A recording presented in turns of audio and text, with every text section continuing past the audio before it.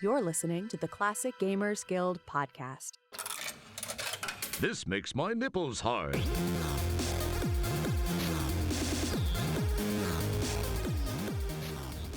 Hey there, and welcome to the show. Today we're going to talk about a subject that Paul was super duper excited about, almost as excited as our guest today. Our guest today is Jason Mical. And am I pronouncing your last name right? It's actually Mical. Yeah, Michael, like the boy's name. Yeah, it's I've okay. been wondering everyone. that for ages. It's all good. It's all good. Everyone says it wrong, so don't sweat it. Jason Mical is here. Hello. And he's here to talk with me and at Paul about the Quest for Glory series, because I guess you're a little bit of a fan. Hey, Jason? A little bit, yeah. I loved the games when I was growing up, and then when I did grow up, I said, you know what? We need a gigantic book about these games. And so I wrote one. You're not the only one who thought so, though. We've got Stephen Eamon. He was like, we need a gigantic book about everything to do with the merch and everything around the games, too. So,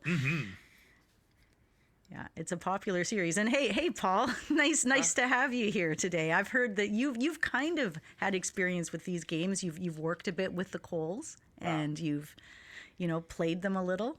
Yeah, and I can't believe you rudely interrupted me scrolling through Reddit. That was messed up. I'm just trying to enjoy myself over here.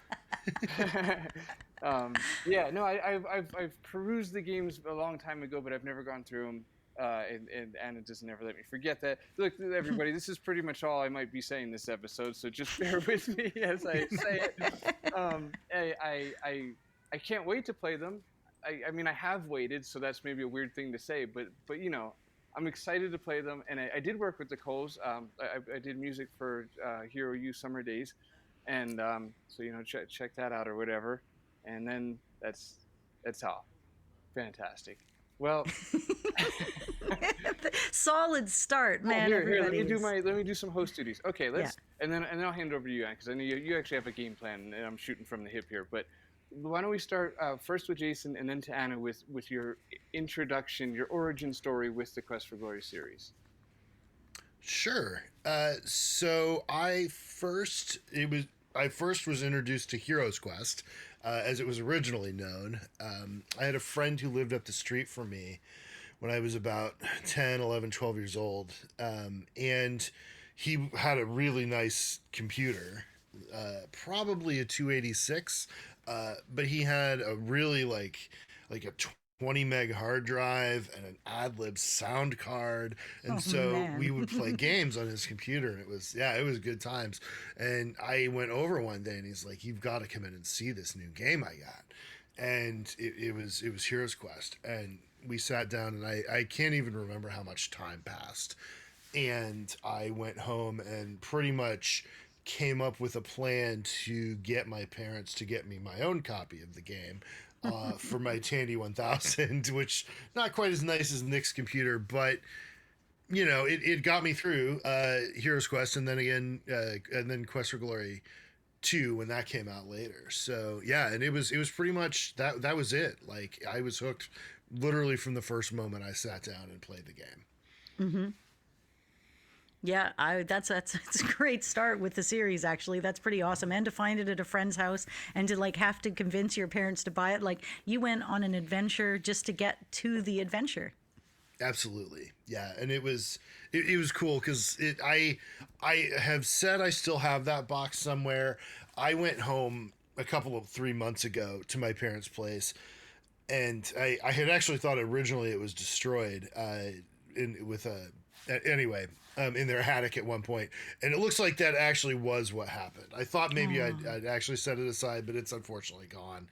I tore their attic apart looking for it and couldn't find it. So yeah, but I would carry it around at school. Like, I was king of Heroes Quest there for quite a while. So. That is the best line. That should be a t-shirt, King of Heroes Quest. And it would have been called Heroes Quest, right? When you originally played it then? That's the version you had, right? It was, yeah. Yeah, it was. I mean, I actually think I have backup files, like, of my floppy disks from that era that have carried through, like, being burned onto CDRs, going onto external hard drives, and now they're somewhere on my Google Drive. And I'm reasonably certain I had version 1.0 of the game. So, See, there's something you'd care about, Paul. The version. Right? Huh? Yeah. No, hey, that reeled me back in. I do. I have a plethora of versions of Heroes Quest and Quest for Glory, thanks to Paul. So. nice. So yeah, my experience was my dad, like with every other game I played, he just brought it home one day shortly after it came out and said, "Here's a game you might like." And so I came up with a whole strategy, and I was like, okay. And I did some thinking, and I was like, I'm going to play through as the fighter first, and then I'm going to play through, because he's the easiest and he's a hack and slash, and even the book says it made the most sense to do it that way. And then the second time I played it as the magic user, because magic. And then the third time I played it as a thief, so I could finally see all the areas that I hadn't seen in the game previously. And it was a little bit more complicated to me, because you had to do more sneaking, and you couldn't just hack and slash your way through it, and had slightly different storylines. So I remember playing through it all 3 times and just getting to know it so well. I didn't even know about hybrid characters or anything else until later. So okay, yes, I do have my original Heroes Quest, the first box, and I've got that one signed by Corey and Lori. But Ryan Fenn in the Classic Gamers Guild helped me get some of the other ones in the series. Like my purple box and my white box came from him as well, and my version of the second one. So anyways, the point is, I played it. I loved it. I was hooked, and every other game ever since then somehow pales in comparison. I still go back and play the series quite often. Awesome. Yeah, I have. I play it. I mean, even before I wrote the book, I played it maybe about once a year, and it's actually gotten better since I've had younger kids, because they'll watch me play and sort of play with me sometimes, which is super cool. And yeah, what you said is exactly right. Like every other game I've played since has paled in comparison. Like it's true. you can see the DNA of Heroes Quest and Quest for Glory and so many other things that have been put out since then. So yeah, it's great. I love it. I can't say enough good things. I didn't even realize how much of the lore was just specific to the series until I was older, and I'd start mentioning katas or just mention something about the series or a place, and people would be like, "What are you talking about?" I went to the internet and this doesn't exist, or it's just like, "Oh yeah, no, it's a real thing," and it's just and then it was you, Paul, that got me to understand truly the depth of it when you said it's really hard when you've been playing this your whole life over and over, all these different classes, all these other ways to play the game, all this lore, and here I am. I got to start from scratch. Right. It's a long ways to go from the very beginning to the comfort of at least somebody like me who's played all of them in all the classes all the way up through to the 5th over and over. And right lately I've been obsessed with watching speed runs because it's just a whole nother level of gameplay. Oh yeah, that's awesome. Yeah. Yeah, that's a good point. I guess I could add from experience with working with the Coles that Lori, which was I feel like I diminished it a little by saying I hadn't played their games at the start of this episode, and then also in the same sentence was like, but I worked for them, which is a weird thing to do. So just to pay some quick tribute to the Coles, who I absolutely adore and was an honor to work with, I would say that Lori she's quite a genius. She's got like a Tolkien-like brain. Like she really, listening to her on the weekly meetups for Hero U, we jump on whatever it was called, Scratch or something, doesn't matter, whatever the meetup thing was, and listening to her go through the lore that she had built for Hero U was like, it was quite akin to Tolkien, like the depth and the layers and like the thousands of characters that she's keeping track of and knows that their attributes and personality traits and everything. So yeah, she's quite a genius when it comes to characters. And then to your point, Anna, that from an outsider who adores all these games and Sierra, etc., but hadn't played Quest for Glory as a kid, it can feel a little gatekept in a sense, because like everybody that loves the game will just riff for hours and use like hyper specific terminology and names, and there's an army of characters, and it's like, whew, like I don't know how to even penetrate this. I mean, I do. It's just start playing the first one is the simple answer. But anyway, yeah, it's quite Tolkien-esque in its lore. Which makes sense because Lori was, I think, primarily responsible for a lot of the writing in the third game, and it goes deep into lore in a way some of the other games just don't. although I'm jumping ahead of myself. So yes, okay, so let's talk about it, because obviously most of us have something to say about the first game in particular. I know, you've written a bit about this in the book. The music came in a little bit later, right, for this game. Let's start Where at, do you want to? at Heroes Quest EGA, and then if you don't Yes. mind, then we'll go to Quest for Glory VGA after that. Sounds good. So yeah, I was just saying that the music for this game came in and ended up being running music through the series, you said. So Mark Siebert ended up, this was one of his first, was it one of his first games that he did for Sierra? I believe he did Police Quest 2 before Heroes Quest. But yeah, it was one of his first, and the themes and motifs that he composed for it. I mean, the heroes theme, or the heroes march, which is the da da da da da da da da. So you guys didn't know you were gonna get a musical, yeah. That thread carries through the entire series, at least in every game. Even Chance Thomas used it and kind of riffed on it a bit in Quest for Glory 5 too. Quest for Glory 5 as well. But yeah, and it was sort of a late ad, and I think it's really interesting because I when you play the game, when I played the game, the music fits the visuals so well. Like when you walk into Irana's piece and you see those colors and you see how the screen is laid out, to me the music is like just, and maybe there's a little bit of like synesthesia going on here, I don't know, but just everything comes together so well, and I think it worked for him because he was able to kind of take things that were nearly complete and be like, okay, well this is how that should sound here. So yeah, it's great. Literally I could go on about the music for Heroes Quest and Quest for Glory for days. It's my favorite. Oh, I'm obsessed with it. That's why I jumped into it right away, because I use it. I use it as my ringtones. I use it as my chimes. I use the stable melody to wake me up in the morning. Like Nice. Everything about it is so exactly what it is supposed to represent. Totally. And I have a 21-minute loop of the Irana's Peace theme. I think I ripped it off of a YouTube video, but I have it downloaded on my phone, and I've used it to put my kids to bed, like as their bedtime music, since the day my 8-year-old was born. So it's Well, it's magical music too. And there's so many things about the game and even the music that you don't hear, you don't discover. Like I could be on my 74th playthrough and be like, what? I've never seen that. I had no idea that was there. But again, the speedrunning community is going through and removing some of those variables. Like, oh, here's all the things you didn't see and didn't know about. We're going to find them right now, and when we're going to exploit them, which is cool. Yeah, that's good. So outside of the music, this is a beautiful game. There was nothing else like this out there. You've taken a group of people, Lori and Corey, that were really into tabletop RPGs, and I guess their friend got them a job, and they got thrust into this lifestyle of making a game out of a game. Yeah, it's very cool. The idea, I go into this in the book in quite a bit of depth, and Lori and Corey were super awesome and shared some of their like really early design documents with me, like things that are literally like sketches on like note paper from like 1983.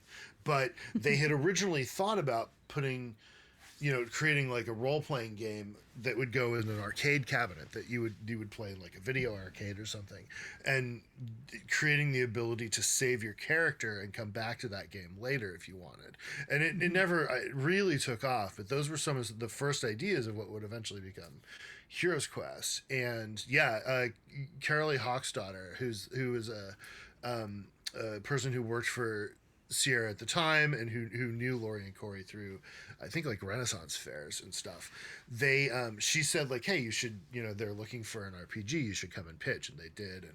And Corey ended up working in like programming first, since that was kind of his background, and Lori ended up going in getting started on Heroes Quest, and then they sort of, Corey eventually was like, I'd rather be working on Heroes Quest as well.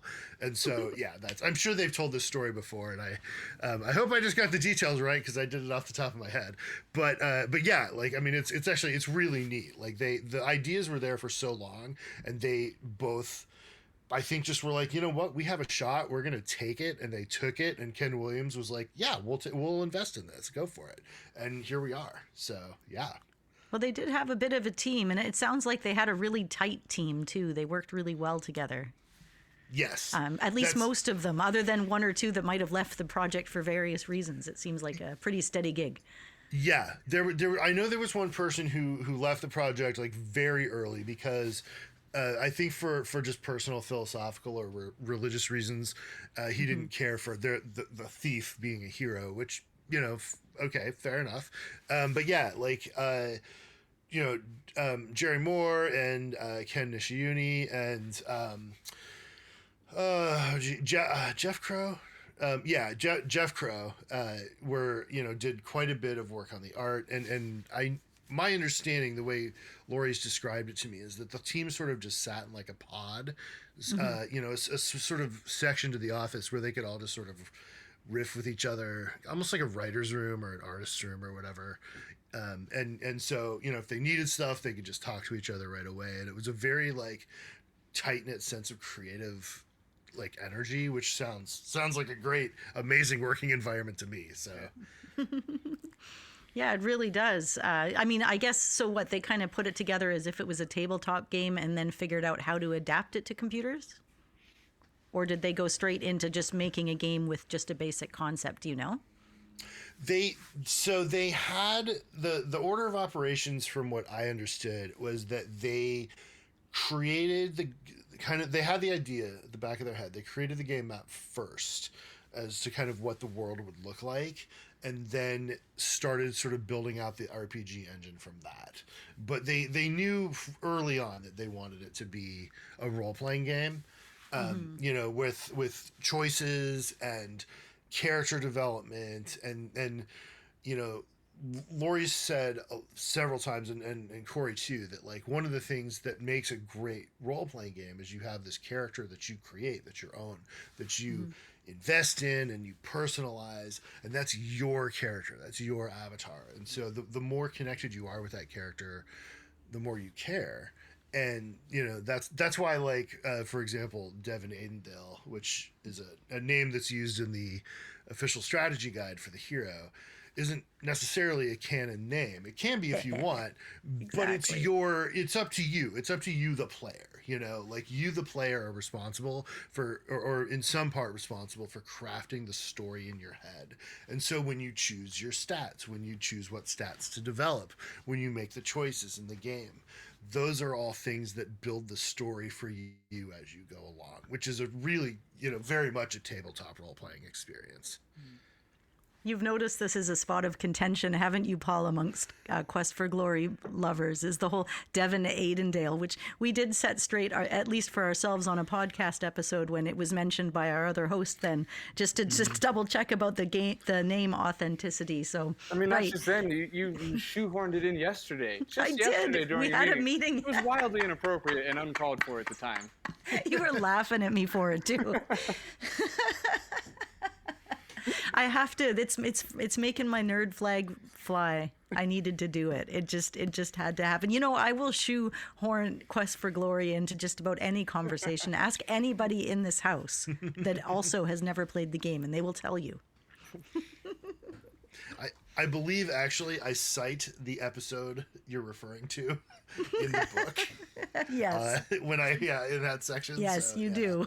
Yeah. Okay. Yeah. I ended up speaking very, very late in the game with Paula Spizzi, who wrote the strategy guide, just literally just like a couple 3 months ago. And so here's a little bit of fun trivia. Please. Devin Aidendale's like a pastiche of one of her Dungeons and Dragons characters and one of her partners' Dungeons and Dragons characters kind of mashed together. So anyway, that's where the name comes from. Pretty cool. Awesome. I love that. Another level of yeah. That's really cool. Yeah, I've got, of course, my trusty strategy guide right here next to me. I was never actually a huge fan of the story style strategy guide, so I'm more of a take me to the points list, please, Jeeves, kind of a strategy guide reader. But it's now as a keepsake, it's a beautiful book. Yeah. Such fussy fans. Okay, so we've got this game. You play through it as your character, whoever it is. It might be you, or if you're asking me, it's probably whoever you're dating or married to at the time. That's the name. Like my current hero's name is James, because that's my husband's name. So it's just kind of because that's my hero, right? If I'm with somebody, that's my thing. But you play your game and you play it all the way through. And at the end of the game, if you're successful and you rescue the town of Spielberg after, dealing with cheetars and Baba Yaga and just all sorts of craziness and fighting and magic using and thieving, you get to take your character and you get to put it on a disc. For me, it was a bright yellow high density floppy disk at the time, and it sits there and your hero sits there twiddling his thumbs and he just waits for the next game. And I mean, unless you're in a situation where you've lost your inventory, if you lost your money through travel or through some sort of a problem, you're going to be starting up again with whatever you had before, which, I mean, they played around with that concept a bit in Mass Effect. They played around with the concept a little bit in Dragon Age, but like in no other game that I'm personally aware of do they do it quite in the way that they continue it in this series. Yeah. I think they drew inspiration. It was from Wizardry. In the Wizardry series, you could carry your characters forward, but I don't think you're right. It's not quite to the extent that you could do it here. I remember playing somewhere around the same time, like Bard's Tale, where you could do something kind of similar, but you were in those instances you were really just dragging numbers, from one to the next. With this, it felt much more like. Like, is he lucky? Does he barter with other people? Your decisions. Yeah, the decisions, exactly. The decisions you've made. And so yeah, and it's beautiful because you can do this across the entire series. And your character, you have this, at the end, you have this epic that you've played with all these decisions that you've made, sort of building on each other and stuff. And yeah, you're left at the end with like, yeah, that was an amazing storytelling experience, an amazing narrative I just experienced. Wow. And then a year later or however long, you fire it up and do it all over again with, a different character and different choices maybe. So yeah. It's true. How does progressing your character forward work in modern day with DOSBox or ScumVM? Like, how do you go about transferring the character from game to game now? About 10 years ago, it was really difficult. Yeah. I can speak to ScumVM. They have actually made it pretty easy. They've done some like magic behind the scenes where in the first 4 games anyway, wherever you save your the next game knows to look in the default directory that you saved your character in from the previous game. So you don't have to mess around with it. The issue is exactly.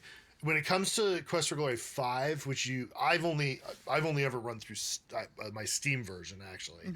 You have to just like fish around for the directory wherever ScumVM put your file, and you can do it. It's a little complicated, but you can do it. So. And does the game do you save your character like manually, or does the game just automatically update a character file? You have to do it. Yeah. It's all on you, bro. You can decide to save it at the end of the game if you want to. Okay. And you can decide to import it into the next game if you don't want to. And then at some point, the internet came out with character generators. And, and I mean, there's other stuff. Like we'll talk about Suck Blue Frog and some other things as we get into the further games in the series. But this game, for the amount of ways you can mess with it, it is solid. Like, I'm not talking about number 4 right now. Okay, we'll get there a little bit later on. But especially in the first game, in the first 2, there's. You have to work real hard if you want to mess with it, but you don't have to work too hard to end up in an unwinnable state, especially in the second one, which we can move on to now, because that's another beautiful. It's another beautiful entry into the series. You've still got your pixel art. You've got Shapir and Rassier, which is the backwards name of the first one, and you have some time limits, and you have a typing parser. I know, Paul, I'm getting you all excited here. But 2 is great. It's got a map in it, and Okay, at least for me personally, I memorized the map in the game. I could get anywhere. I recognized all those little things, the mark on the wall, the broken window, the blind that's half closed. And you just figure out how to get around this massive city, because you start in a city in the desert that is really just a few seconds away from perishing at any moment throughout the whole first half of the game. Yeah. It's really cool. And the feeling of going from like Spielberg Valley, which was, 35 screens, scarines, if you are using the Quest for Glory 2 measurement, or so, somewhere around in there. I saying that number off the top of my head without looking it up, and then you get to Shapir, where it's like you're in literally this enormous city, and like the sense of scope change is massive, and it feels like you're in this large living city, because you've got there's other NPCs who will like walk through crossroads in front of you and stuff. All the various plazas and bazaars are filled with other characters that you can all you can interact with all of them, which is super cool. So Chasing them around. Hey, talk to me. Exactly. And it's really great. And then the desert, which is literally you spoiler alert, if you want, you can run from one city to the other, or journey there, but it's hundreds of screens to do so.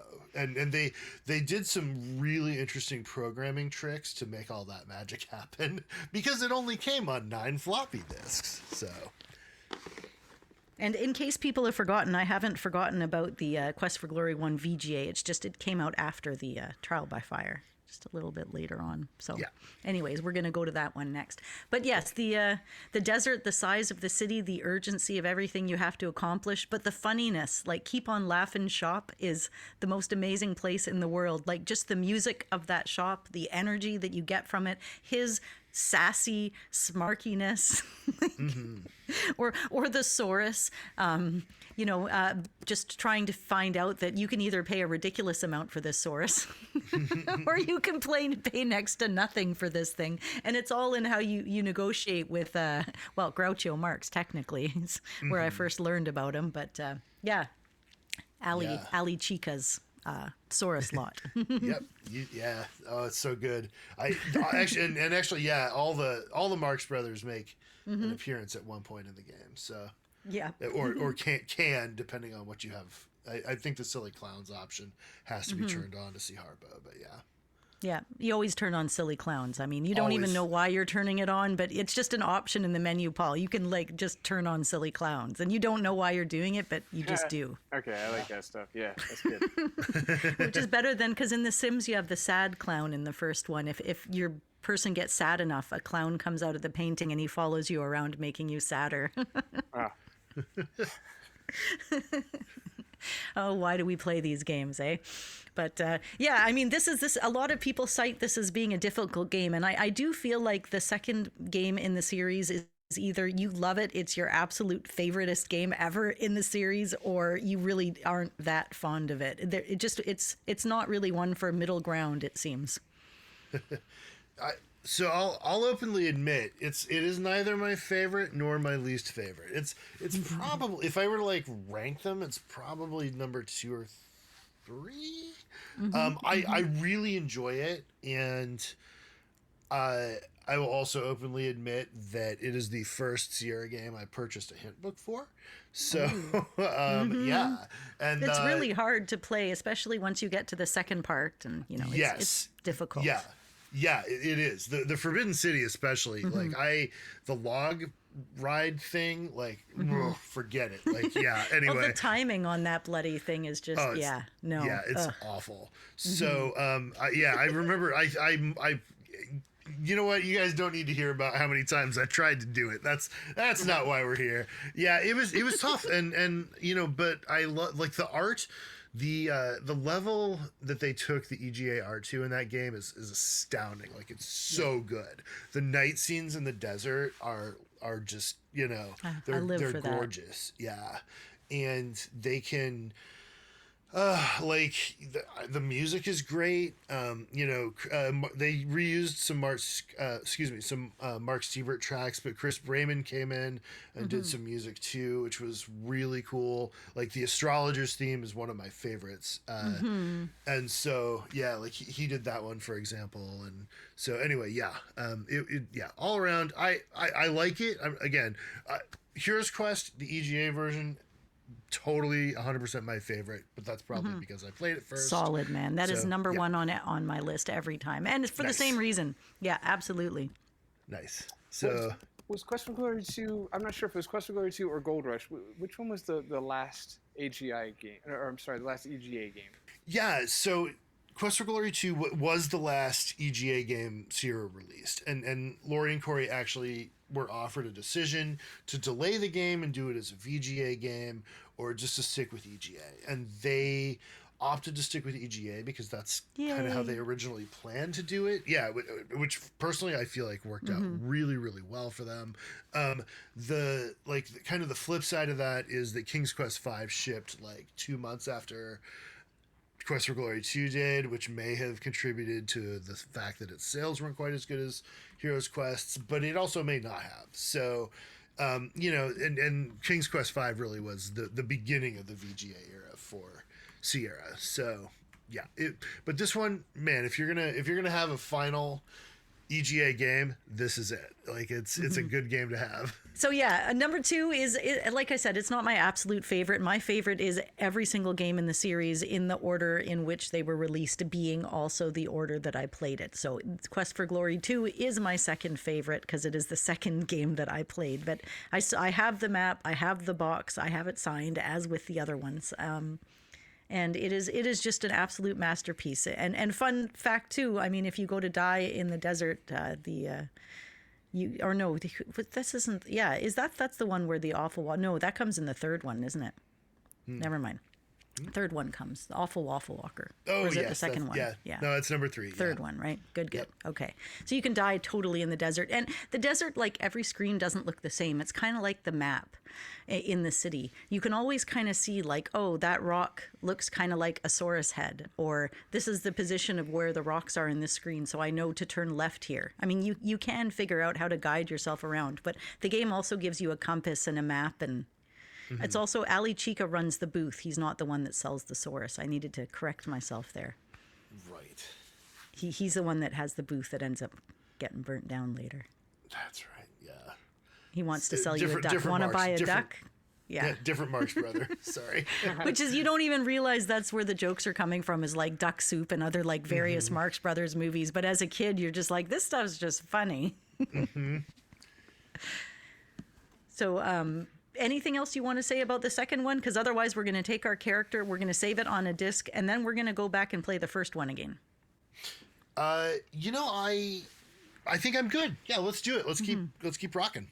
All right. So we don't need to go through all of it, but they ended up putting out a VGA remake, much like they did with other series. And a lot of people that I know, this is their favorite. Like the VGA version, they don't like the parser. Maybe they're not big on typing, or this is the first game that they experienced in the series, and it is a little bit more accessible. So for a lot of people, this is their number one and only favorite first game in the series. That is okay. That is a fair opinion. You might guess by the way I'm saying that. That's how I feel too. Yeah, it's an opinion I don't share, and you know what? That's okay. Like I think because my associations with the EGA Heroes Quest are so strong, my main, I guess it's not even an issue, but like the reason that I can't always get into the VGA remake is that the color palette feels too earth tony for me. Thank you. Yeah. Exactly right, because the EGA ones are always just more fun to look at. And as you guys were talking, I was just brewing in my head, I was going to say that Quest for Glory VGA and Conquest of Longbow both suffer from being just not fun to look at. It's like a lot of brown featuring green. And that's all you get, just so much brown and green the whole time. Yeah. The I think because of the more limited color palette in EGA, it forced them to do more with it. And so, you have a Spielberg that's, where houses are pink, and like it's just it feels more vibrant to me. Yes. Whereas the VGA version just kind of doesn't. And that is 100% a personal preference. There's a lot to love about the VGA version. The sort of claymation-esque animations are amazing, for example. But like there's also just like, if I had to choose, Yeah. So yeah. I agree. And what it is, the reason I was excited when it first came out and the reason I really wanted to play it is because, when you play the parser version, you miss some text because you don't know every question you're supposed to ask of every person. You simply can't know everything the programmer was thinking. So as soon as this game rolled up, I was like, I need to click all the things on all the things to hear any lines of dialogue I missed. So it gave you that ability it was almost like an extra secret hidden world in Quest for Glory that you never saw before, but it's also not one I went back to play again after experiencing it, not more than once. Yeah. Not that version. No, you're totally right. I loved that feature. When they came out with the fans created a VGA remake of Quest for Glory 2.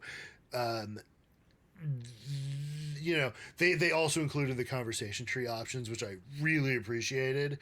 But yeah, kind of like you, I've played it, I don't know, 3 or 4 times. I mean, I played it through for the book. I still have to go back in and grab some screenshots, for example, for when the book is, finally off to the presses. And but otherwise, like it's probably not the one I would choose just because it's not the one I know. So Yeah, I would agree. Well, one of these days we're going to do a comparison episode, right, Paul?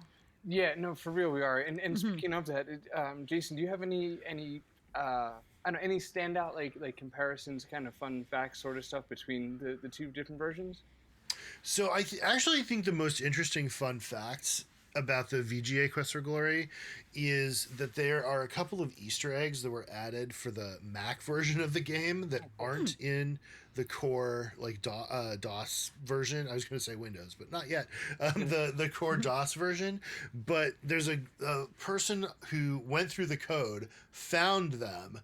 There's one where like Elmer Fudd will pop up and appear, and there's another one where like one of the characters from the Dinosaurs cartoon will appear. Nice. And at the very least, the Elmer Fudd cartoon, there's a patch where you can patch your DOS version and add it in, so you don't have to like mess around with getting an emulator to run the Mac version. Which, having tried literally for days to do it unsuccessfully, is a nigh impossible. So Dude, impossible. I've been there trying to emulate AGI or early Sierra stuff on the what was it, like Sheep or something. I forgot the Mac emulators, but they're a pain in the butt. Yeah, Totally. There's weird forked files or whatever where certain things like they just like disappear unless you zip them with like a certain kind of stuffing zipper. Yeah. Oh man. Yeah. So, but I think that's actually kind of cool. Like it's a neat little thing they tossed in there, and it's actually even neater that somebody found it, ripped it out, and made a patch to put it in the DOS version so more of us can see it. Oh, I do want to digress for one moment. The reason I did mention Suck Blue Frog, which might be occasionally of interest to people in the Space Quest world again, is it's the debug code in Quest for Glory 2 that I discovered many, many years later. And it essentially opens up the game so that you can it's like a giant cheat menu. Yeah. Very cool. There's actually a similar one in, I'm sure, I don't mean to like explain super obvious stuff. No. But there's a similar one in Heroes Quest as well, Razzle Dazzle Root Beer, which will open the same sort of debug menu, which is super cool. So yeah. Yeah, it really does. It makes it unstable, and the game can technically crash whenever it wants to, but it's a fun ride on the way.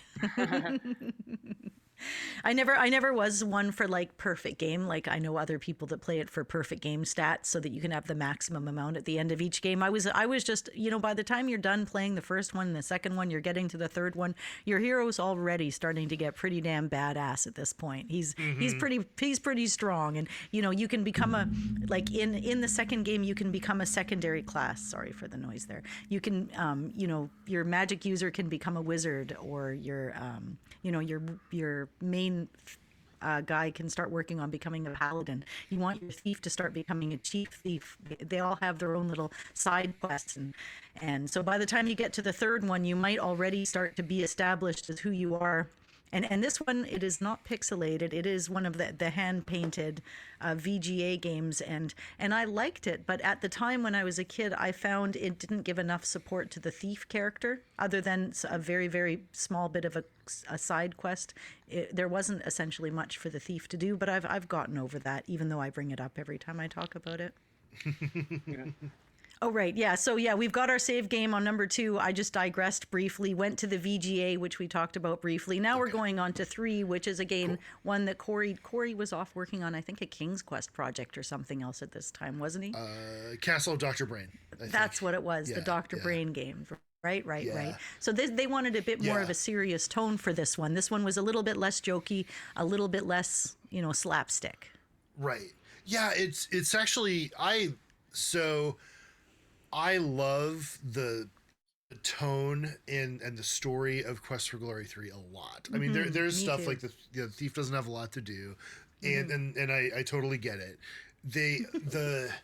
It was, I think, contextually, and this is something we can kind of look back at, almost 30 years later, and say like, oh, okay, like it was really, I think, born of as a response to the Gulf War, and and Laurie's talked about this, like, she has a very strong anti-war sentiment, and the undercurrent of Quest for Glory 3 is how wasteful and horrible war is for people, and that I really feel like that came through. It's a middle chapter, it's a middle section in a game. I've kind of tongue in cheek compared it to The Last Jedi of Quest for Glory games, and that may be a little too emotionally charged for some folks, but like it kind of is like there's a lot of like starting to see a lot of darker themes, like it's a hero sort of stepping up and taking more active control over things, over situations, and saying like, no, like this is that, I'm not being force fed like, oh, I have to save a city from these elementals, which is what happens in Quest for Glory 2. It's more like there's a war happening and I have to figure out how to prevent it. So and I really, really like that part of the game. So it's really, that to me is just something that really excites me about the third game.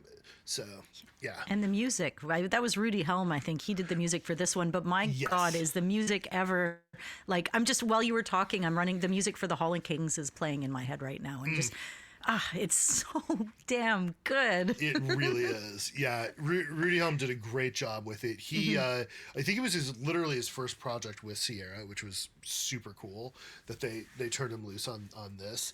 And like the opening theme, just with the drums and the pipes and stuff, just slaps so hard. It's so good. So good. So Aubrey does the 4th Quest for Glory game. So I guess this is Correct. interesting. It's unfolding in a sense of where there's a different musician on each game so far, or at least up through 4. Is that correct? Yes. The only game that, like, Mark Siebert, they reused a lot of Mark Siebert's music on number 2. Okay. Yeah, I think the African just music.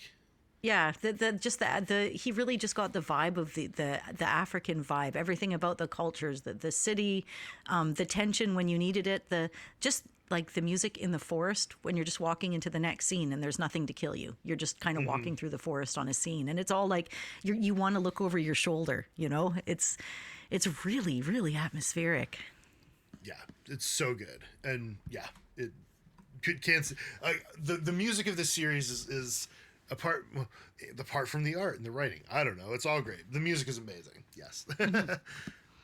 I'd like to, at the end of the episode, I'd like to ask you both to each rank the Quest for Glory games for us at the end. But for right now, could you both give me your favorite score, your favorite music, basically from all of them? If you had to pick one, and then maybe you could give a runner-up if you. Oh my if God, yeah. that's so hard. Okay, you go. You can go first because you're the guest, or you can make me Okay. go first because you're the guest. It's up to you. I'll go first, and I can ramble a little bit to give you time. My number one is Irana's piece, or the Yeah. Magic Meadow from Heroes Quest, hands down. I use it to meditate to, I used it to, for my kids, like bedtime music. It's so good. I would actually say the Astrologer's music in Quest for Glory 2 is my runner up, which I've also used to meditate to, although it's a little different. Like, it's got a very different vibe. It's not quite as Yeah. peaceful. It's a little but quirky. yeah, it's quirky and sort of chaotic, but also very rhythmic and pattern based, which I really like. So yeah, those are my two. Those are good. I'm gonna. You know what? It's crazy. Outside of the ones I mentioned that I'm already using, and then my main ringtone, which is the hotel in the second game, is I really love the Leshy music. In the fourth game, it gets stuck in my head so often. And yes, Arena's piece, and I like. And when you're doing the Dance of the Dryads in the fifth one, Yes. Yeah. yeah, I love that piece so much. Just that the whole soundtrack for 5. I mean, we'll get there, but oh my God, it is a masterpiece. Well, actually, on that note, could you both give me the game with the best music in general? Ooh, the whole game. Love a good unfair question. It is. It's a toss up between 1 and 2, in my opinion. Okay. But, Yeah. Like, I want to almost say 2 because there's slightly more variety of really interesting stuff. Like, even the dervish music, the harem music I is love the dervish really music. good. Yeah. And there's such, like a variety of stuff. Yeah, it's hard though. So yeah, maybe 2 by a hair. I really like Eastern music, so would I probably like 2? Like, does it have a lot of Eastern sounds? Oh yeah, you're in the desert, and it's got some very Eastern flair going to it. And then, like, for example, in the fourth one, you can have some, like, it's all like Russian, and then a little bit of like gypsy music as well in there, which is pretty cool. Gosh, I don't know. I like 1, 2, 3, 4, 5. Wow. That's my answer. Okay, we'll let it pass. A 5-way tie. Fair enough. Yeah, no, there's certain pieces in each one that just hit me, and as I said, I continue to surround myself in the music from them. And as I said, my ringtone being the stable music that's what gets me ready for everyday hard work, very little pay. Right. Okay. Cool. All right. Well, where are you at game-wise? Are we still on 3? No, we're gonna move on to 4 there. So yeah, we've saved our game at the end of 3. We've made peace. And everybody's happy. Want to split? Yes, we want to split and move on to the next game. Before we do, sorry to interrupt. Before we do, Jason, do you have like a standout fun fact for the third game? A standout fun fact for the third game. They did use voices for the first time ever, I think, digitized for this game. In the series, anyways. That was a pretty big deal. Digital effects. The voices. I can't remember. The games weren't fully voiced until the fourth one, but they definitely started using digital effects. Well, actually, there were a couple of digital effects in Quest for Glory 2, but like really minor ones. I've got a great little fun fact or collection of facts. So there's the apothecary, Salim, who is sort of modeled on like a hippie. And we all know that he's got a big water pipe, and you can use the tinderbox to light the water pipe and get one of the most hilarious deaths in the entire series. If you wish, which I highly recommend trying if you haven't done it because it's pretty funny. But people have commented, and I know Corey's addressed this before. People have commented that the Salim is sort of, is that Corey? He kind of looks like him, and he's not. It's based on a programmer from the team named John Wentworth, and who also worked with Corey on Castle of Dr. Brain, which is pretty cool. It's interesting to note though that Corey wrote Salim's dialogue, which is one of the very rare occasions where Laurie let someone else write character dialogue in one of her games. So all of Salim's dialogue and jokes are Corey's, which I think is super cool. So yeah, there you go. And again, I guess if you haven't tried the whole water pipe trick, you should definitely do it. The death is hilarious.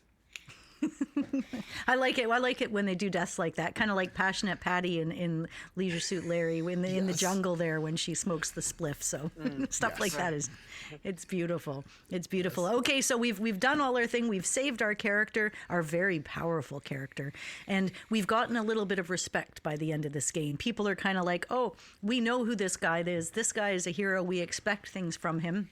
And then all of a sudden, we wake up in Mordavia and we've lost everything. Everything we own, everything we have, except for our stats. And everybody that respected us is gone. And now we're just some schmuck in a cave. I feel that. Yeah, I'm going to change my LinkedIn profile to just some schmuck in a cave. That's pretty good. Yes. Yeah. No, it's cool. Shadows of Darkness, Quest for Glory 4 is one of probably my contender for like second most favorite game, because it's I've always been a huge fan of like horror. It's based very heavily on elements from like H.P. Lovecraft and Call of Cthulhu. The sense of isolation, of everyone kind of being against you, is just right up there with some classic horror role-playing tropes. And Laurie and Corey both cited the original AD&D adventure, Castle Ravenloft, which if you're a D&D player at all, has been adapted and readapted over the years. Most recently is Curse of Strahd in 5th edition, but like they took a lot of influences from that. And applied it to this, and yeah, that it's so cool that sense of like, oh yeah, everything you literally have the clothes on your back and that's it. So and nobody trusts you. They don't even like you. Like they don't even know why the hell you're there in the first goddamn place. Right. It's the dynamic is great because there's a sense of like proving yourself, but not in a like sort of like over the top or toxic way.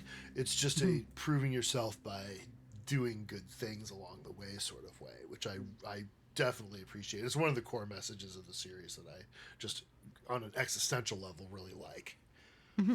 And it's you can still be somebody great even if you aren't the most amazing at everything. Like you can be entirely missing skills in your life and still be the hero and win it all. Or you can have what would be considered the wrong skills. Like I don't have magic. I can't even fight. All I can do is steal stuff, and yet I'm supposed to help this town. And actually you do.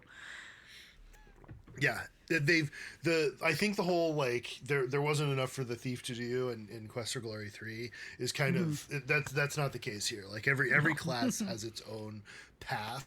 In some cases, some very cool, unique some really cool, unique like just experiences and subplots.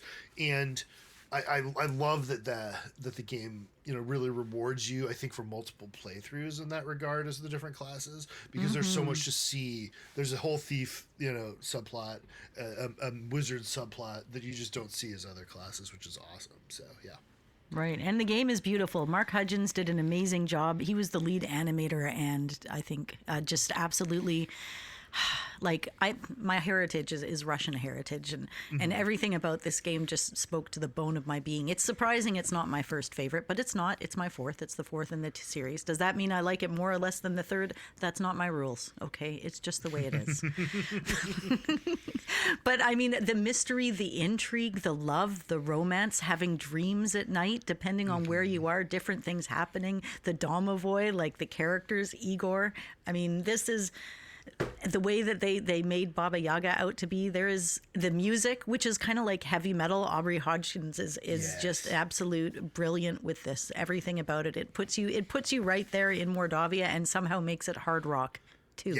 Yeah, it's so that the music, Aubrey's music in this game actually had a huge influence on me, and like running horror role playing games in D&D and other places, and it's so, and Aubrey came, they tapped him to do the soundtrack, and he came with I believe the Necrotar combat was the first track he wrote, and it was very different, and he said, okay, hear me out, and played it for Lori and Corey, and they kind of looked at each other and said, hell yeah. So like that was it, and like they were super into it, and that sort of like, yeah, it's horror, but like let's play some rock because we're gonna kick some ass. Like that sense is really comes through really strongly in this, and I love that, doing that with like in tabletop games and stuff for people even today. I will do that. So yeah, it's great. It is. And for all the magic, I mean, I guess they ended up working with the SCI 32 engine, and the engine itself was buggy right from the get-go. So these programmers and other things would sit idle and then have work to do because all of a sudden everything would happen at once. And it was just not easy. And it ended up taking what was a beautiful, sentimental game, and us players would get it on the other side more excited than anything. And then occasionally that darn error 47 or one of the other bugs would catch us. For me, it was at the beginning when you first slid down in that first scene where the goo is. And that was where my game, and I didn't know you could mess around with the speed, or there was no patches available. I didn't have internet at the time. I just couldn't play this bloody game for years until I got the anthology on a CD. Yeah, it's it's really unfortunate because the play testing, like I think overall that Sierra around the time that this was developed and later, and there's a couple of anecdotes around Quest for Glory 5 I can get into around this as well. But the testing times for games were becoming shorter and shorter and shorter. Yeah. And because, like you said, the development was an iterative process because they kept shipping new versions of the engine. That meant that play testing came back, was less and less and less. So literally, I think Corey told me it was 1 week. So the the game was buggy as hell. One of the reasons that Quest for Glory 4 CD-ROM, was put out later was to try to fix the bugs, because and Lori, I have an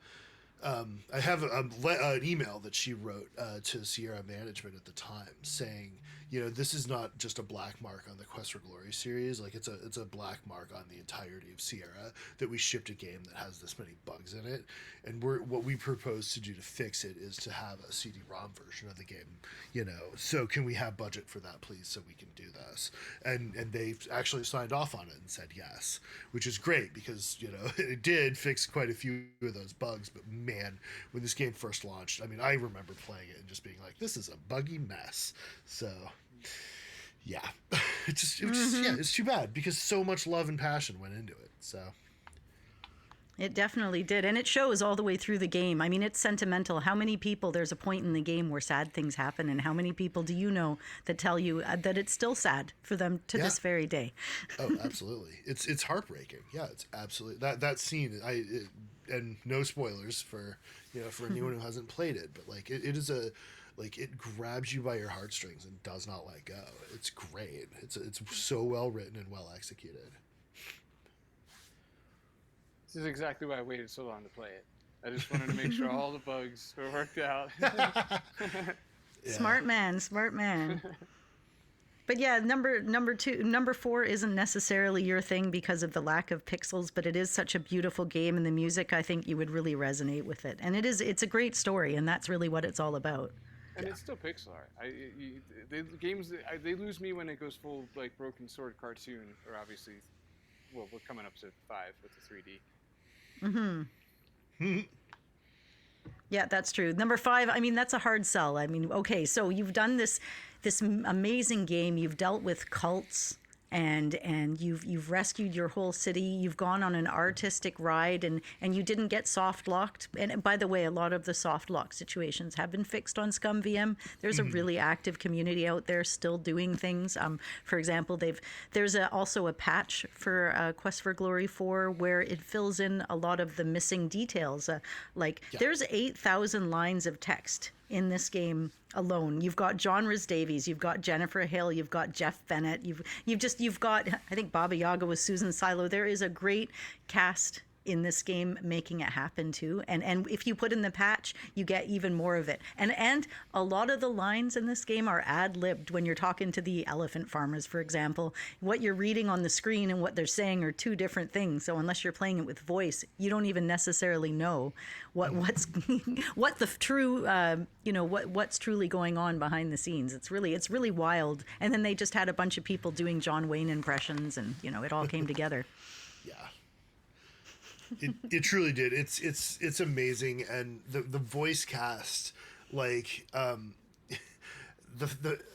can hear in my head right now John Rhys Davies going, "That didn't do anything," in his Welsh accent, and it's just like it's so perfect. So Anyway, yes, 100. Plus 100 emoji. Yes.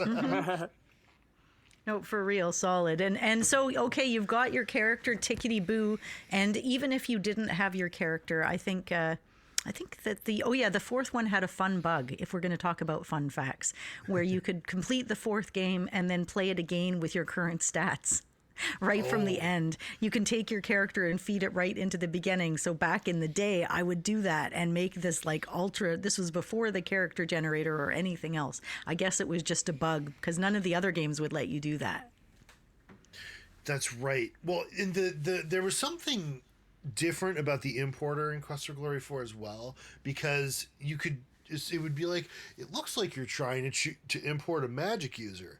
Is that right? And if you said no or whatever, then it's like, well, then what class are you? And you could choose whatever your class you wanted, I think. I'm pretty sure Shadows of Darkness was the one that let you do that.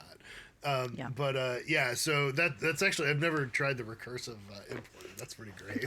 Oh, it's pretty badass. Like I said, now you can just make your super powerhouse character, but before, things like finding the suck blue frog or finding out things like that is a game changer. I'm running around the house, yelling at my dad, "Oh my God, you won't believe what I just figured out. I'm going to have the coolest, strongest hero ever," right? So these games inspire that kind of excitement, that kind of running around the house yelling something that you found out or figured out at the top of your lungs kind of excitement. Totally. And then your dad's all, That's crazy. Yes. That was the perfect place to put that, Paul. Thank you. I can put it down now. Been holding it up to the microphone for an hour and a half. So yeah, now there is a fifth game, and this game, if I thought that the third one was a divisive game, or the second one was a divisive game, the fifth one is the decisivist game, because it went into the realm of 3D territory. It changed sort of how the fighting goes, and a lot of people say, "Oh, well, the series was great. I just never played the fifth one," or "The fifth one is garbage," or there's somebody like me who says the fifth one was a beautiful wrap up to a beautiful series with beautiful music and beautiful art, and you can choose who to marry. It's like this finishes off the series. You can and you can take your character and put it on another import disc for absolutely no reason, but it's someday. It's a great. Oh, right. Okay. Here's the time for me to put this in. This is my tattoo idea, because I don't have any. Is my yellow floppy disk, the big 5 1/4, and you've got like a thief and a magic user and a fighter, or whatever their second class would be, and they're all sitting on the edges of the disc, because the disc is kind of floating in space, and they're hanging their legs off the edge, and one of them's throwing a rock, and like the thief is playing with his lockpick, and one of them's fishing, and they're sitting here in this like quasi waiting reality zone for the next game, like in eternity, floating in space. And that's kind of what I visualize is them sitting there waiting and waiting and waiting. I love that. That's fantastic. If you get that tattoo, I absolutely post a picture of it, because that is awesome. Yeah. I love that Right. idea. Maybe I'll need to get somebody to commission an artist for it first. Oh yeah. see how feasible it is. But yeah, the fifth game is beautiful. I absolutely love it. Now here's the thing: I had kids in younger times and they were little, I really wanted to get them into the series, and I knew I had to do it right. So for my oldest son, who was born in '96, I pulled out Shadows of Darkness and I restored my game at the Hydra fight.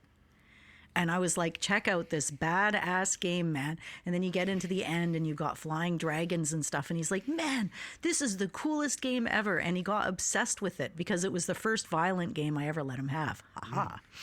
I also had a rule, even if you were out of video game time or you're out of TV time, you can play any game in the Quest for Glory series and it doesn't cost you anything.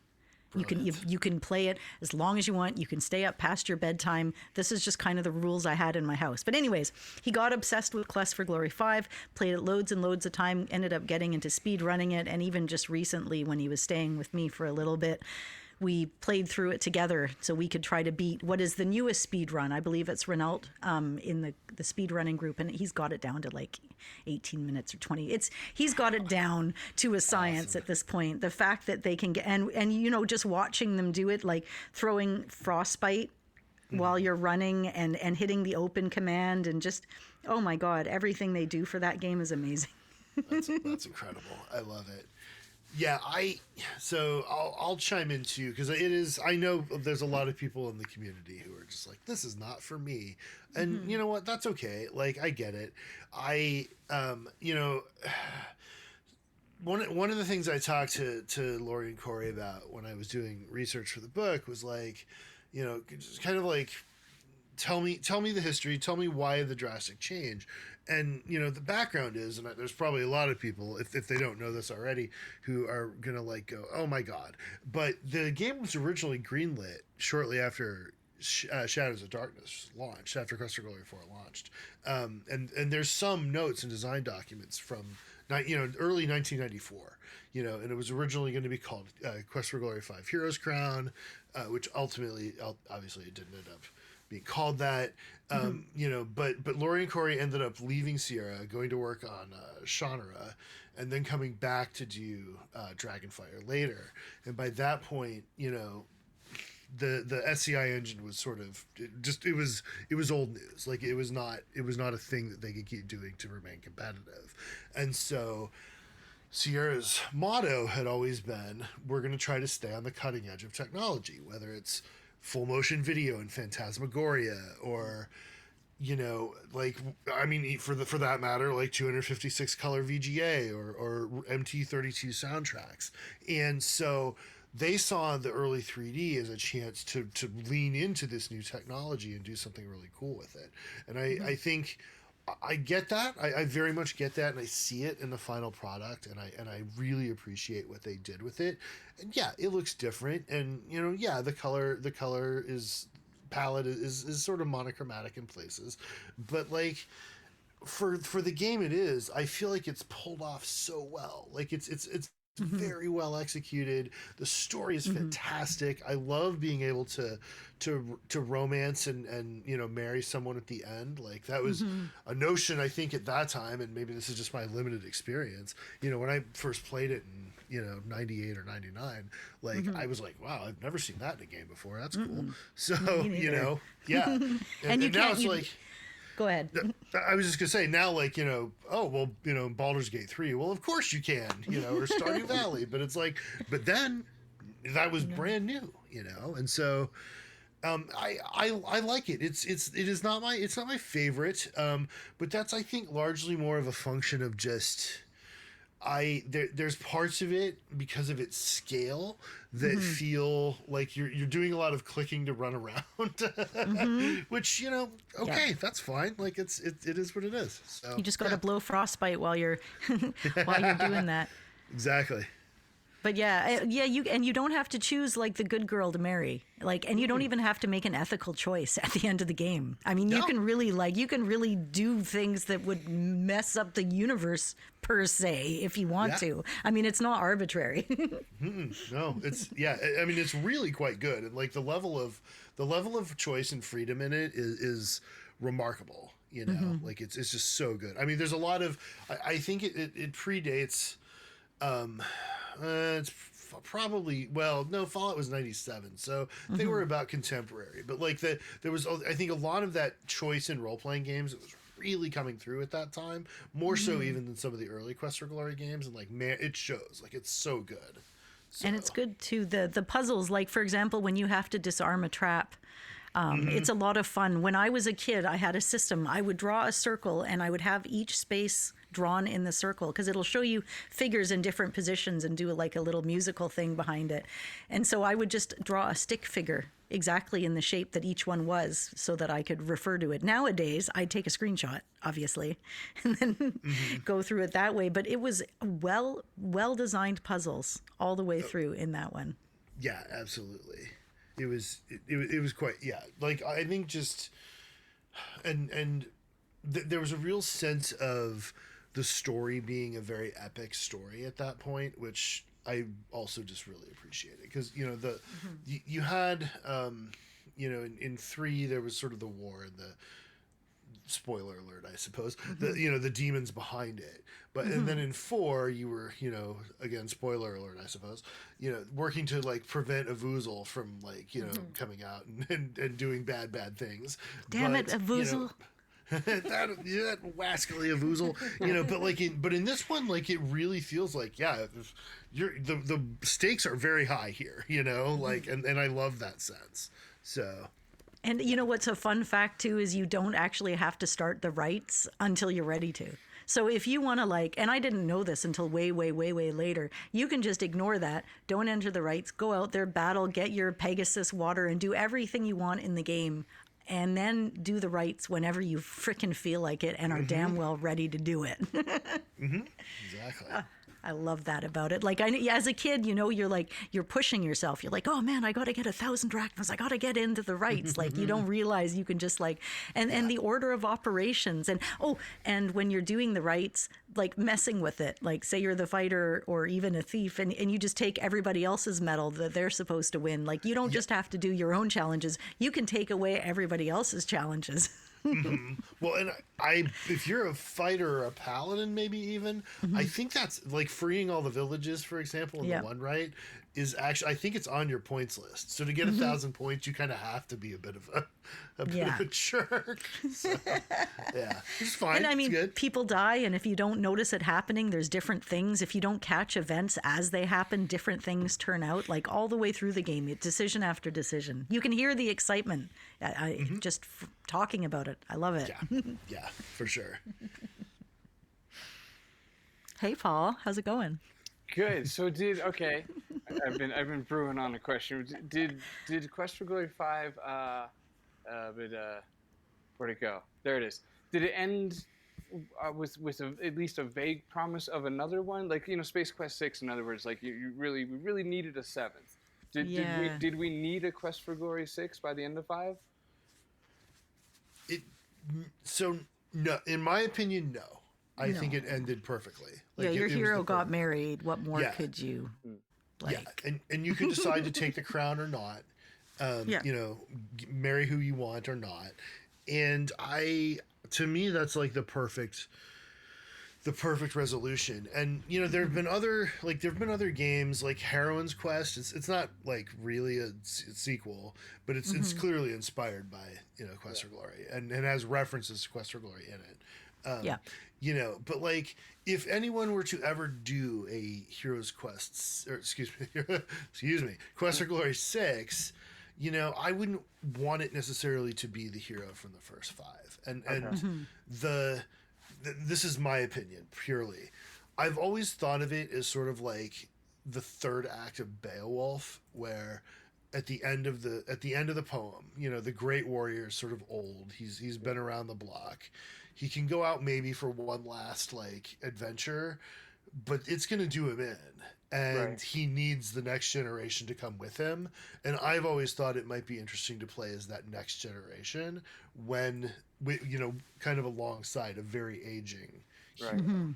Again, one person's opinion.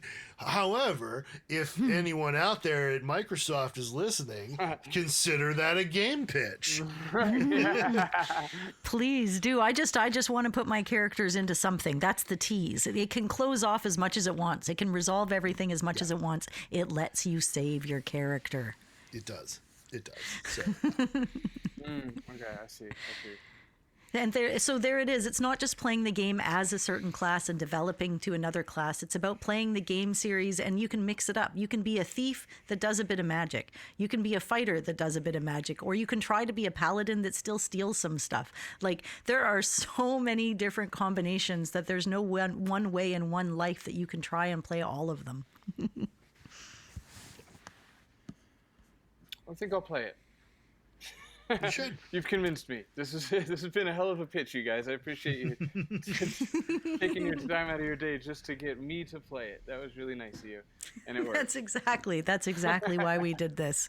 Very much so. So yeah, okay, so the reason that we've been talking about this, and Jason keeps mentioning book, let's talk a little bit more about that. What book, where, when, how, what's Sure. going on here? Yeah, all excellent questions. So a few months into the COVID pandemic, we'll start. That's a good way to start any story. So there's a book publisher called Boss Fight Books who do really cool in-depth books on one video game.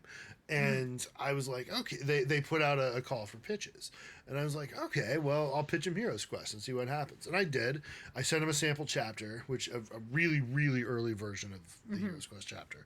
And the editor there wrote me a very nice email back. And he's like, look, you're a great writer. I have been a professional writer for 20 years, full time for, the last 12. And so I had that going for me. He's like, look, you're a great writer.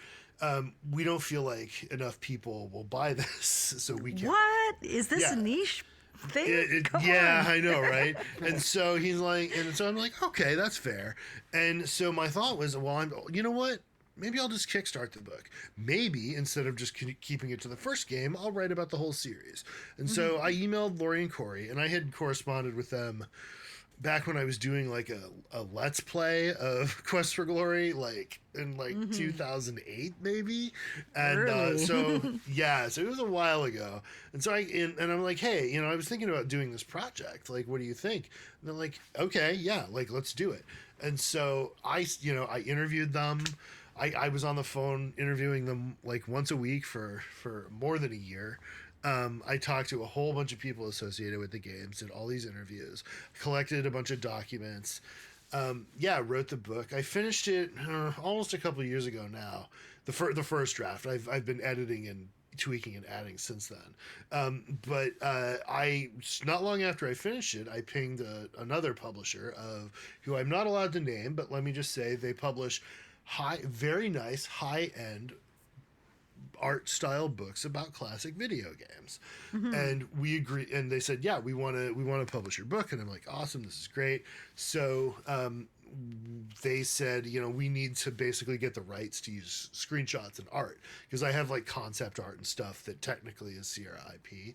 And so they were, they're like, so we'll do that. So we started a conversation with Activision because they owned the rights then. And in the middle of all that, Activision was bought out by Microsoft. So everything changed. And now we're corresponding with Microsoft. And there's a person who works for Xbox who used to work for Sierra actually a long time ago, who's been kind of helping move things along a little bit. But we there's a contract over there. All we need to do is have one of their lawyers go, yep, that looks great, sign it, and we're good to go.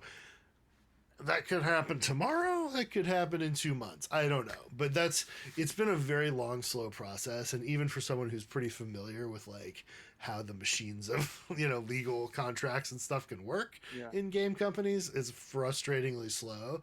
But my hope is that once it's all done, the end product, again, from a very high end, art, art kind of art style book publisher, is going to be really, really good. And like I said, I have about 215,000 words. There's a ton of stuff in there, like just absolutely bonkers amount of stuff. There's interviews from people like artists and game designers, a prominent comic book writer and artist who was inspired by Quest for Glory. So it's like there's so much cool stuff. I wish people could just see and share, and I could share with them. We're not quite there yet, but we hopefully will be soon. So I would love to get it out tomorrow if I could. Of course. Well, with creative endeavors do take time, Paul. We've noticed that ourselves, haven't we? Aye. So any last thoughts specifically from you, Paul? We've already gotten your last thought. You're going to give it a go, and I'm going to hold you to it annoyingly, right?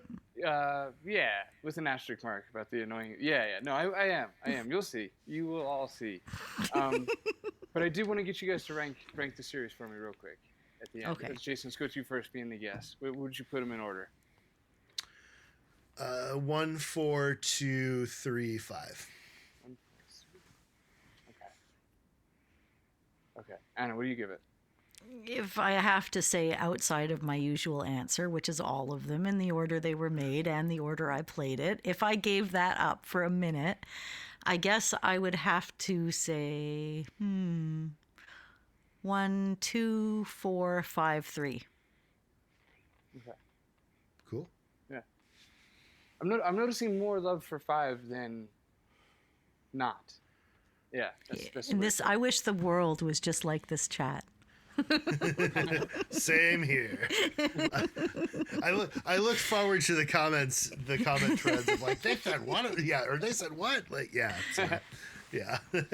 It's like a Mask of Eternity. A lot of people say it doesn't even belong in the series, but I do not believe it's the same. It is compatible in every bloody sense of the word. It's just a graphics choice. It's like, do you want to go back and play Alone in the Dark again? Maybe not, but I bet the first time you played it, you thought it was pretty darn cool.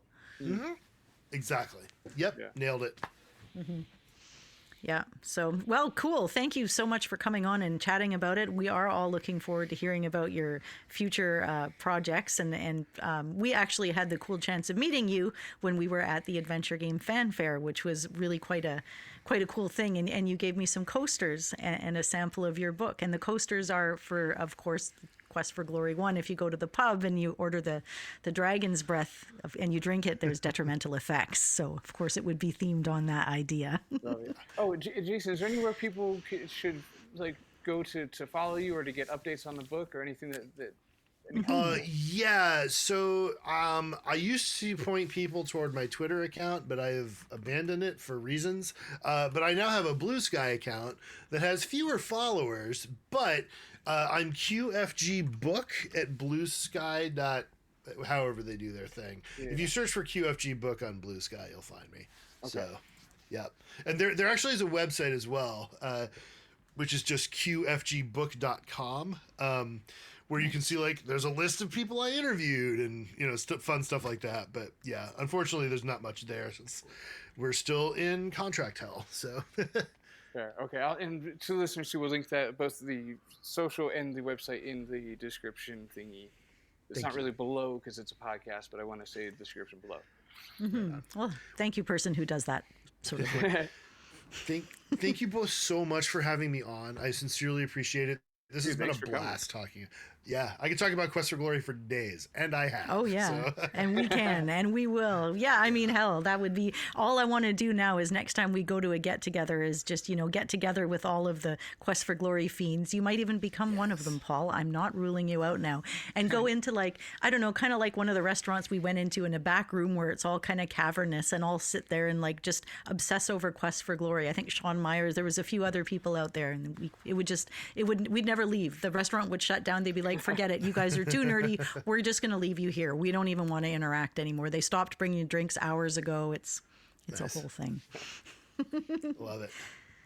All right. So again, thank you so much for being here to support the show. That's you on Patreon. We appreciate all of you very much. And in the True Believer Patreon tier, we have to say extra special thank yous to Gareth, Mick, Michael Council, Brian Manown Chapman, who, yes, I did read your name out before, and that wasn't the first time. So I'm reading it today knowing that I've read your name before, commented on the YouTube video, and really appreciate your support. Jay Holmes, Jeffrey Couch, Mark Fillion, Tim Ellis, thank you, and everybody else that's out there on Patreon. We would probably still continue to do this, but it certainly wouldn't be as well produced, and I wouldn't have fancy things like nice microphones and things. So thank you very much for that. As well, you can find us if you want to talk about Quest for Glory, obviously, because there'd be no other reason, on Twitter at CGG Podcast. You can always message Paul and tell him how much he needs to play the game at the Phantom Fellows on Twitter. You can also find him on thephantomfellows.com. That can lead you to the game, The Phantom Fellows, which is a game that was just released really not that long ago. And maybe you haven't heard this podcast before, but it's a game that Paul released, and it's about a ghost and his guy, and they go around and solve all sorts of mysteries. It runs over 7 days in the town of Elderberry, which is obviously in Colorado. Mm-hmm. So, you know, not Elderberry like in the Shadows of Darkness games, Elderberry. There's various in-jokes that Paul doesn't understand, but that's okay. But to go check out the game, there's a guide too. There's a full guide that explains everything you need to do step by step, or just like some instruction guide. You can get the soundtrack separately on thephantomfellows.com. So there's all sorts of stuff out there. Steam, GOG, Fireflower, Itch. You can find it, tell your friends, buy it as a Christmas gift, buy it for yourself on another platform. As a gift for yourself, and feel free to leave a review. Even a couple of words help, just to get it up out of the, we don't have enough reviews to have an opinion of it yet. So, you know, get out there and do that. That would be awesome. Send us an mail at cggpodcast.com. We are also on Facebook as a page and a group. We're on Instagram and YouTube. Thank you so much for listening. And to everybody, have a Merry Christmas. To all my brews, have a Happy Hanukkah, New Year, all that stuff. Don't do murder.